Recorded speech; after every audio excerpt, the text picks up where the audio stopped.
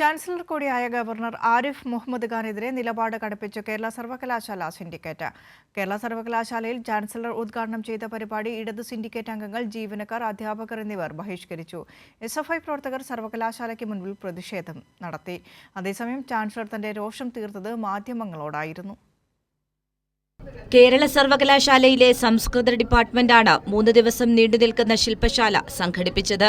ചട്ടവിരുദ്ധമായി സിൻഡിക്കേറ്റിനെ അറിയിക്കാതെയുള്ള പരിപാടിക്കെതിരെ വലിയ പ്രതിഷേധം സർവകലാശാലയിൽ നിന്നും ഉയർന്നു വന്നിരുന്നു. അതിന്റെ ഭാഗമായാണ് ചാൻസലർ ഉദ്ഘാടനം ചെയ്യുന്ന പരിപാടി 15 ഇടത് സിൻഡിക്കേറ്റ് അംഗങ്ങളും ജീവനക്കാരും അധ്യാപകരും ബഹിഷ്കരിച്ചത്.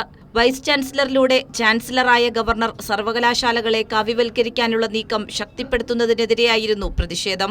ഈ സാഹചര്യം മുന്നിൽ കണ്ട് vice chancellor doctor Mohanan Kunnummal Thiruvananthapuram ജില്ലയിലെ സ്വകാര്യ നഴ്സിംഗ് കോളേജുകളിലെ വിദ്യാർത്ഥികളെ പ്രത്യേകമായി എത്തിച്ചാണ് പരിപാടിയുടെ ഹാൾ നിറച്ചത്. സർവകലാശാലയ്ക്കുള്ളിൽ ഗവർണർ പരിപാടിയിൽ പങ്കെടുക്കുമ്പോൾ SFI സർവകലാശാലയ്ക്ക് മുന്നിൽ ശക്തമായി പ്രതിഷേധിച്ചു.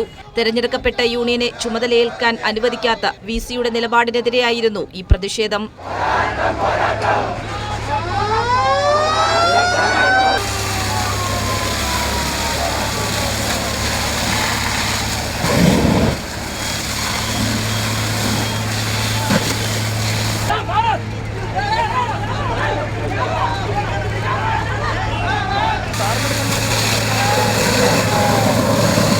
പരിപാടിക്ക് ശേഷം പുറത്തിറങ്ങിയ ചാൻസലർ ആദ്യം പ്രതികരിക്കാൻ താൽപര്യമില്ല എന്നാണ് മാധ്യമങ്ങളോട് പറഞ്ഞത്.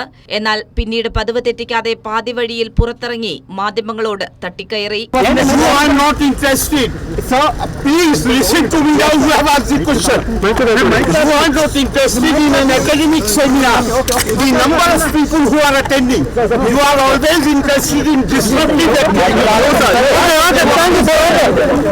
ചാൻസലറുടെയും വൈസ് ചാൻസലറുടെയും തെറ്റായ നടപടികൾക്കെതിരെ പ്രതിഷേധം തുടരുമെന്ന് സർവകലാശാല ജീവനക്കാരും SFIയും വ്യക്തമാക്കി.